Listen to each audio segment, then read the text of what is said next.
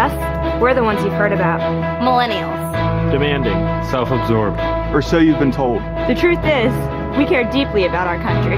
About lower taxes. Good jobs. And not inheriting a lifetime of debt. Care about the future, so it's time to stand up for it. And we're ready to make history. So I'm voting for the first time. I'm voting for Marco. I'm voting for Marco. And I'm voting for Marco. We're voting for a new American century.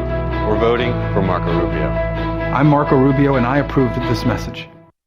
So there's Republican presidential candidate Marco Rubio making an appeal for the millennial vote with his new television ad. According to our next guest, this is working.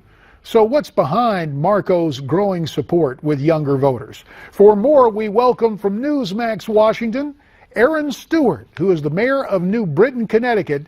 At 28, she is the youngest big city mayor in the country. She's also leading Newsmax's list of 30 most influential Republicans, 30 and under.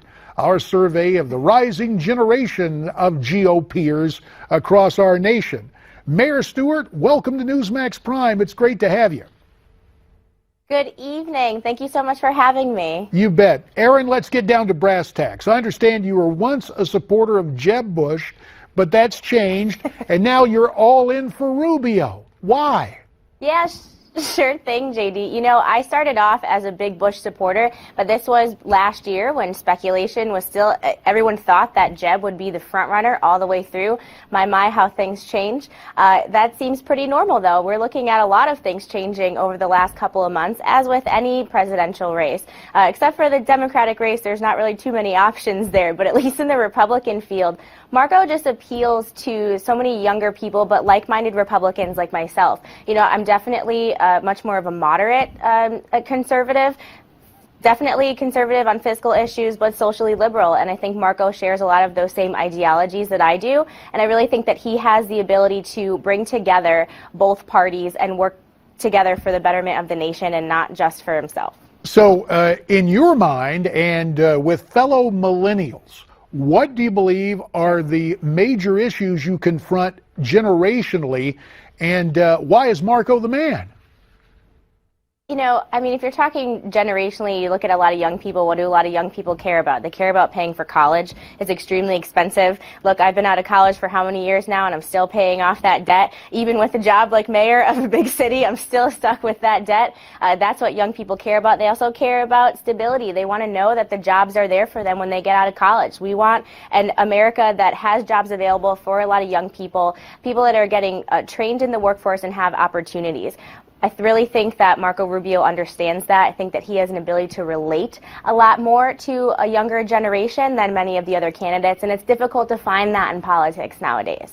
Well, a minute 30 remains, Erin, and there was another one-time mayor of a smaller city than the one you represent, Wasilla, Alaska, a lady named Sarah Palin, who yesterday endorsed Donald Trump. Now, what do you think of that endorsement, and might that resonate with young voters? I really don't think that's going to resonate with young voters all that much. I mean, Sarah Palin certainly has a base, and that's what Donald Trump is going for. He's appealing to that Tea Party base. That does still follow Sarah Palin. But I think that the average voter, I mean, you have to look at it this way. We understand right now that they're vying for the Republican nomination. So they have to be pretty far right to an extent to make sure that they're going to capture all those voters. However, when it comes down to it in a general election, you've got to be more moderate, because that's what the average American is looking for. So you have to be a little bit smarter about how you're going to win the bigger picture, and that's not to isolate yourself now from being able to capture more moderate ideologies later on. Fair enough. I really think Fair that. Enough. Unfortunately, time is running out, but I hear what you're saying. Right. May not agree completely, but look, we hope you'll come back sometime soon, Mayor Erin Stewart, and we'll continue the conversation.